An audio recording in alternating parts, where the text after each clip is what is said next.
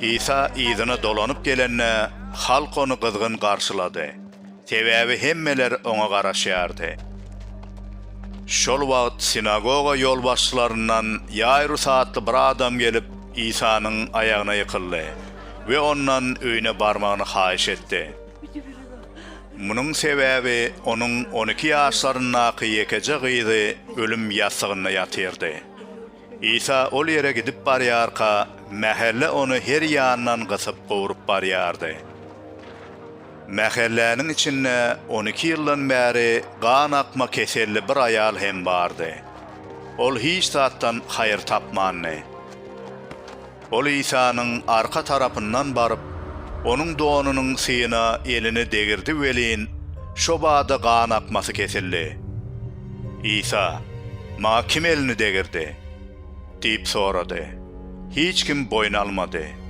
Şonna Petrus, "Halipa, halk daşını alıp, seni kısıp govurup barýar. Sen bolsa, ma kim elini degirdi diýersin," diýdi. Emma İsa, "Maňa biri elini degirdi. Sebebi men özümden bir güýjüň çykanyny duydum," diýdi.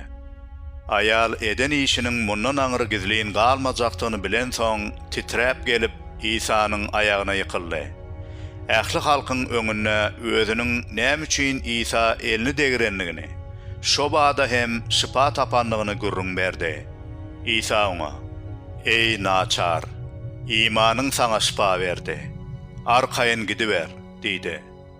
İsa bu sözleri aýdyp durka, sinagoga baş tutanynyň öýünden gelen bir adam Yairus'a, "Gyzyň öldü, mugallymy artyk maç beýinjalyk etme," diýdi.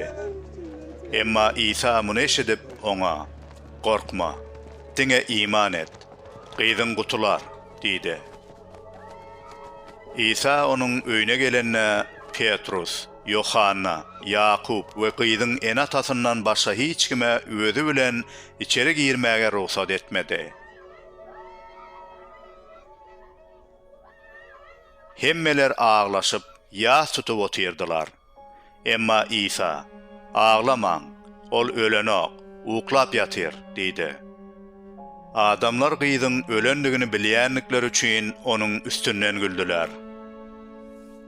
Emma İsa hemmäni daşary kowyp, gyzyň elinden tuttu da gygyryp, "Gyzym, tur," diýdi.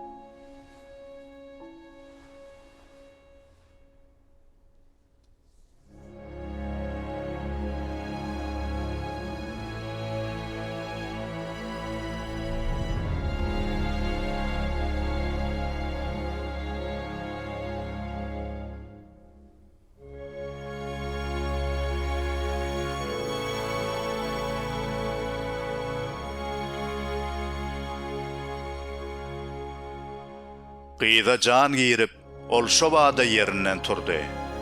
Onsoň İsa gyza nahar vermeklerini buyurdy. Gyzyň en atasy hayran galdy. İsa bolsa olara bolup geçen hadisany hiç kime aýtmazygy tapşyrdy.